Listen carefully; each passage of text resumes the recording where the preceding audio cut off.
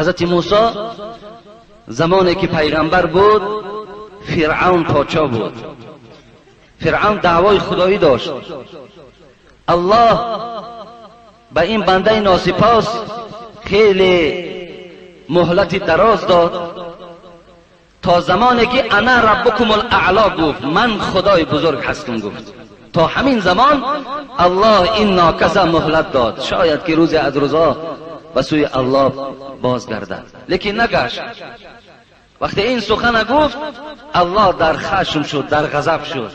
حضرت موسی را فریاد زد، گفت اذهبا الی فرعون انه طغى. سوره طه آیت های 41 42 43 همچنان است. اذهبا الی فرعون انه طغى فقول له قولا لینا لعله یتذکر او یخشی. خداوند به موسی امر کرد، ای موسی برادرت هارون بگیر به قصر فرعون برو، فقول له قولا لینا. این عبرت برای واعظه است. وقتی که با فرعون روبرو میشوی ویا دشنام نده، ویا ناکس و بدبخت نگو، بلکه با او با سخن نرم صحبت کن، با سخن نرم درشت معامله نکن. ولی بسیاری پیشواهای ما در موعظه هامان بعد سخنهای درشت استفاده میبریم، سخنهای قبیح استفاده میبریم که این اسلام رخصت نمیدهد. با موسی که دعوای خدایی کرد، ملایم رفتار کن، با سخنهای نرم و به سوی الله دعوت کن که تو بنده خدا هستی، تو خدا نیستی. حضرت موسی چی گفت؟ ببین، قالا اننا نخاف ان یفرط علینا او ان یطغى.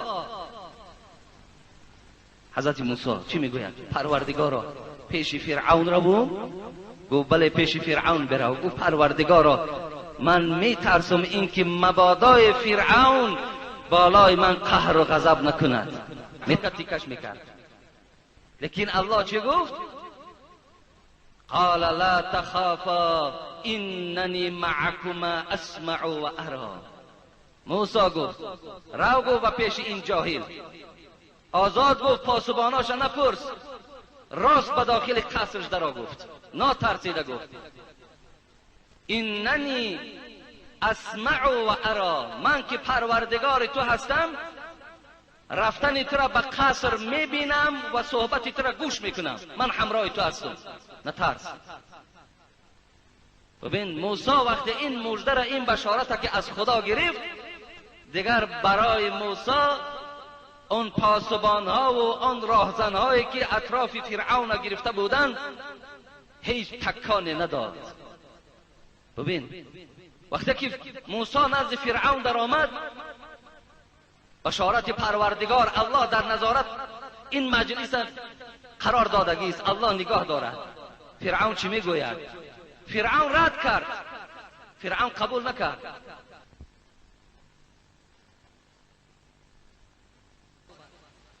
موسی گفت من قوه هر چیزی که دارم الله دارم. و گفت میلش هر چیزی که داری به میدان برار. ببینید دویم حکمت، ببینید دویم بزرگی الله را شما تماشا کنید برادرای عزیز. 70 تن از جادوگرها را فرعون جمع کرد، جادوگرهای وزنین ترین سخت ترین. میدان روز عید بود، همه جمع شد. حضرت موسی گفت چاش در وقت چاش گفت مردم جمع کنید روشن شود تا که مردم قدرت الله را با چشم ببینند. حضرت موسی یک عصا در دستش داشت، معجزش این بود که وای اژدهار میشد، هر چی که می آمد تناولش میکرد، نابودش میکرد. 70 تا این قصه قرآنی است، والله علم سوره صافات است. تمام 70 جادوگر گفتن اول شما شروع کنید. موسی گفت نه شما شروع کنید، هر چی دارین گفت شروع کنید. بعد جادوگرها ریسمانها داشتن، عصا داشتن، چوب داشتن، سر دادن در میدان. وقتی که سر دادن همگی اون اژدها رو مار شد، هجوم به سوی حضرت موسی کردن. حضرت موسی را مفسرای قرآن در قرآن میگویند که وجودش ترس فرا گرفت، ترسید. لیکن الله چی گفت؟ لا تخف انک انت الاعلی. ای موسی نترس، تو بالای اینها غالب میآیید، بی پروا باش، عصا تا سر گفت. وقتی عصا را حضرت موسی سر داد، همگی ریسمان و آنچه که در همون میدان بود همش نابود کرد، تناول کرد. ببین کی کمک کرد؟ الله کمک کرد. الله اگر با این پشت اگر ارواحش و باباش بیچاره تکیه میکرد، باور کن خدا دانا بود که اونجا